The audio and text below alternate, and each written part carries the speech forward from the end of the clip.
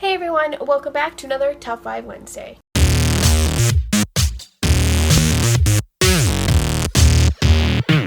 Top 5 Wednesday was created by Lainey over at Ginger Reads Lainey, so a link to her channel as well as the Goodreads page will be down below for you to check out. This week's topic is our top 5 required reading, sort of meaning books that you were required to read during school.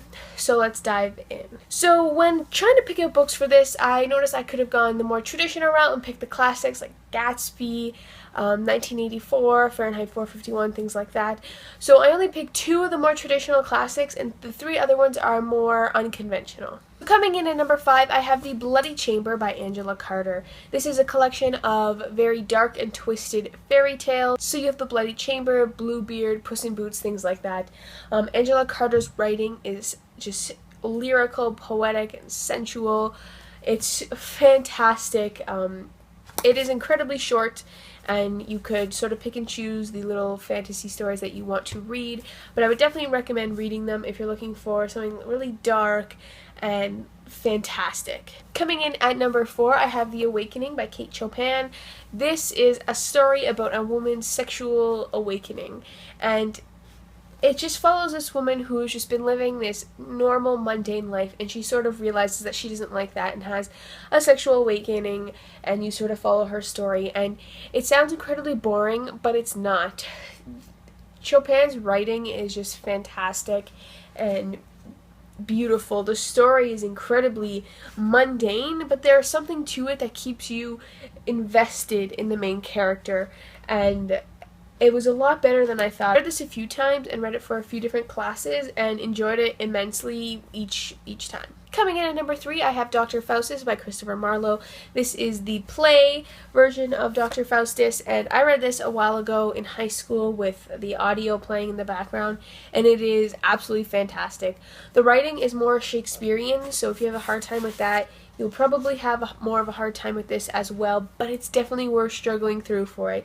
It follows a man who trades his soul to the devil for everything he could ever want in life, and there are these fantastical parts of him flying around the world on like a dragon, and it's really great. And now for my more traditional picks.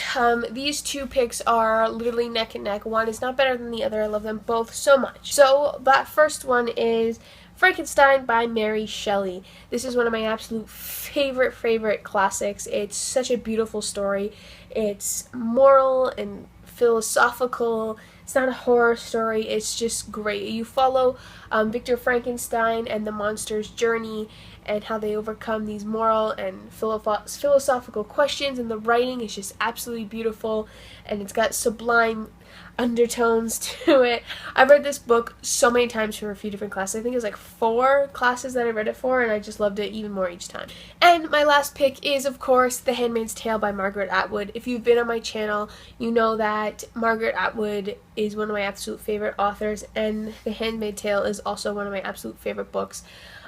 It is just such an interesting and relevant book to be reading in our society today. Atwood crafts this incredibly bleak and dreary world that it has so many parallels to ours. It's actually kind of crazy and scary. It's such a great story, and it keeps you enthralled and enhanced in the story that you just can't even believe your luck that you're reading such an amazing book. So if you're looking to start a Margaret Atwood book, I would definitely recommend starting here, because it's such a great story that everyone has to read it. So these are my top 5 required reading books. Let me know down below if you've read any of these and what your top 5 required reading books are. Thanks for watching. Bye.